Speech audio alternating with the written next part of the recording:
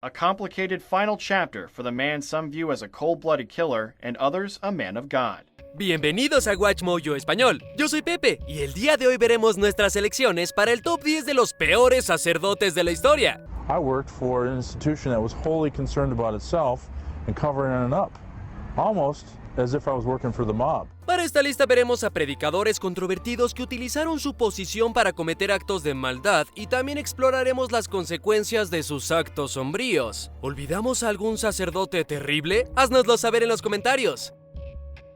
Joseph Tiso. Como forma de apaciguar a Alemania en el periodo previo a la Segunda Guerra Mundial, una selección de potencias aliadas y del eje acordaron en 1938 el Acuerdo de Múnich, por el que se anexionarían partes de Checoslovaquia. Esto condujo a la creación de la República Eslovaca, con el presidente Joseph Tiso en el poder. Este sacerdote católico era un firme partidario de Alemania. Como tal, implantó una legislación antisemita en toda la república. E incluso pronunció un sombrío discurso en Holic donde defendió la deportación de los judíos de Eslovaquia a campos de concentración. Solo en 1942, 2/3 de la población judía eslovaca fueron expulsados de la nación. Una vez liberada Eslovaquia, Tiso fue localizado, fue declarado culpable de sus horrendos crímenes y recibió la pena capital en 1947.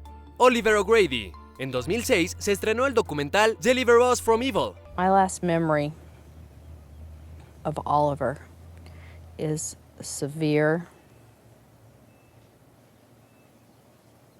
pain before I black out. La película detalla los crímenes del sacerdote católico irlandés Oliver O'Grady, que pasó la mayor parte de su carrera en Estados Unidos. En 1993 fue declarado culpable de actos lascivos y condenado a 14 años de cárcel. His whole thing, he would get into the family more than just with the children, you know. So my mom had been involved with him, and I think that was a killer one there, you know. 5 años más tarde, sus víctimas recibieron 30 millones en daños a la iglesia. Más tarde se redujo a 7 millones de dólares. En 2000, O'Grady fue puesto en libertad condicional y deportado a Irlanda, pero durante una declaración en 2005 admitió que había tenido hasta 25 víctimas. I think that's about the time I realized that it was not correct to continue. Varios años después fue condenado a 3 años por posesión de contenido explícito. Luego, en 2020, O'Grady volvió a la cárcel por el mismo delito, esta vez durante 22 meses. Athanase Seromba. Se supone que los sacerdotes son personas amables y justas, pero Athanase Seromba es todo lo contrario. Durante el genocidio de Ruanda de 1994, 2000 tutsis utilizaron la iglesia de Seromba como refugio, pero Seromba ordenó a las excavadoras que destruyeran el edificio y a la milicia que acabara con los supervivientes. Después de este horrendo acto, la iglesia católica se llevó a Seromba a Italia y le cambió el nombre. Debido a la presión generalizada, Seromba se entregó al Tribunal Penal Internacional para Ruanda en 2002. En 2006 fue declarado culpable de crímenes contra la humanidad y condenado a 15 años.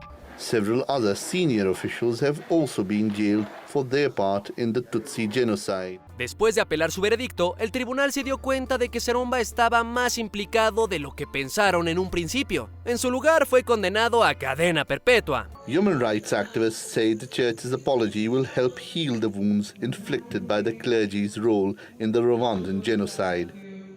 It remains a defining moment in the history of the people of Rwanda. Ryan Erickson. En 2002, la ciudad de Hudson, en Wisconsin, se vio sacudida por la noticia de que el director de la funeraria Daniel O'Connell y el becario James Ellinson han sido asesinados ilegalmente en el trabajo. The county coroner pays the O'Connell Funeral Home a routine visit.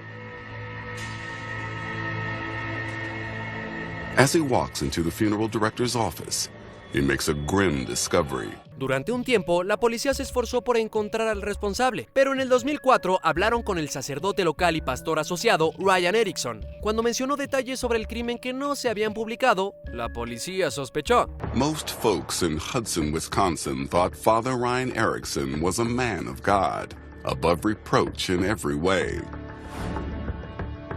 Now, cops are seeing him for what he truly is. Tras enfrentarse a él por segunda vez y llevarse su computadora, Erickson se quitó la vida, negando las acusaciones en una nota final. He was trying to exonerate himself even in death.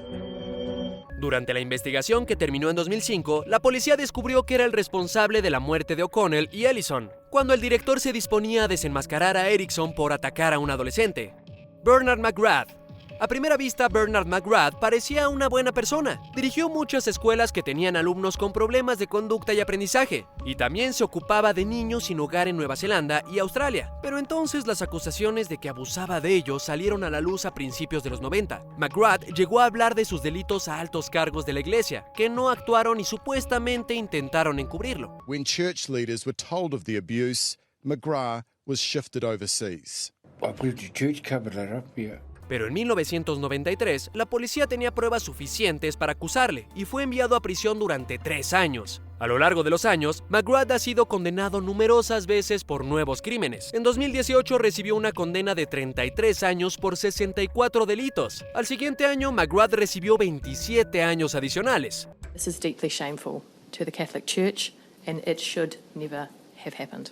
But it did happen and it continued over decades. Federico Cunha. En 1992, Luis Miguel Escorcio Correia, de 15 años, fue asesinado en la iglesia portuguesa de Madeira, lo que ya era bastante chocante. Pero entonces, el principal sospechoso fue identificado como el sacerdote de origen brasileño Federico Cunha. Durante el proceso judicial, se alegó que Cunha había maltratado a Correia antes de su muerte, así como a otras víctimas. El sacerdote fue condenado a 13 años en 1993, pero en 1998 se le permitió visitar a su madre por buen comportamiento. Aunque estaba previsto que regresara a la prisión en unos días, él y su madre consiguieron salir del país y regresar a Brasil. Portugal intentó extraditarlo, pero no tuvo suerte. Cunha vive actualmente en libertad. Gerald Robinson. A complicated final chapter for the man some view as a cold-blooded killer and others a man of God. En 1980, la hermana Margaret Ann Paul, de 71 años, fue asesinada por un ritual en la capilla del Hospital Mercy de Toledo, Ohio. Durante 2 décadas, nadie fue acusado del crimen. Pero eso cambió en 2003, cuando la policía recibió una carta de una mujer que acusaba al sacerdote Gerald Robinson, colega de Paul, de abusos rituales. Aunque no pudieron acusarle por ello, las similitudes llevaron a la policía a detenerle por la muerte de Paul. En 2006, Robinson fue declarado culpable del espantoso crimen y condenado a 15 años de reclusión. A lo largo de los años, intentó apelar la condena, pero no tuvo éxito hasta que falleció en 2014. Just this week, Robinson's requests to be released from prison to die at home were denied. He died in prison hospice yesterday. Luego estalló más polémica cuando Robinson fue enterrado como sacerdote. I'm still trying to wrap my head around the fact that this is really happening, that the Toledo Catholic Diocese could exercise such poor judgment. Gerald Ridsdale. A lo largo de su carrera, Gerald Ridsdale aprovechó su posición en las escuelas y como líder religioso para abusar en toda Australia. Al parecer, los altos cargos de la Iglesia Católica conocían su comportamiento, así que lo enviaron lejos para que recibiera tratamiento y lo trasladaron a nuevas parroquias. When Ridsdale was moved from Ballarat north to Mildura, and then from Mildura to Swan Hill, and Swan Hill to Warrnambool, Ballarat East, Apollo Bay. Now, did anyone give you the reason why he was being moved from place to place? No. Tras décadas de obscenidad, el tiempo se acabó para Ridsdale en 1993, cuando llegó a los tribunales. Este sería uno de los muchos que experimentaría a lo largo de los años. Not that long after these events, Father Ridsdale faced even more serious charges and was eventually sentenced to a minimum of 15 years. En el momento de escribir estas líneas, Ridsdale tenía oficialmente 71 víctimas, pero se calcula que la cifra completa es de cientos. En total se le ha impuesto una pena de 39 años de prisión. Ridsdale no podía solicitar la libertad condicional hasta 2027. Para entonces tendrá 93 años.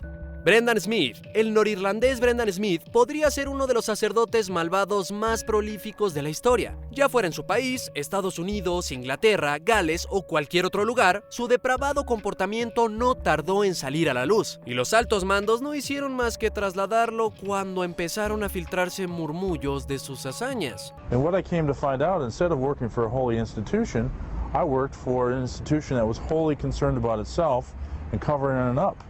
Almost as if I was working for the mob. And that's when I had to get out. Pero en 1991, la hora de Smith había llegado. Pero mientras estaba en libertad bajo fianza, huyó hacia el sur, a la República de Irlanda. En 1994, Smith fue condenado a 4 años con otros 3 de cumplimiento concurrente. Taking into consideration your guilty plea, which has spared your victims, the ordeal of having to recount their painful experiences in the witness box.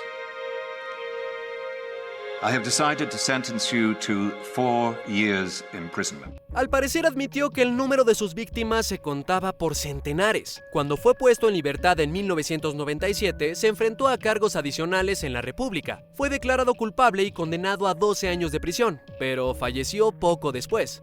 Antes de continuar, asegúrate de suscribirte a nuestro canal y activar las notificaciones para más videos.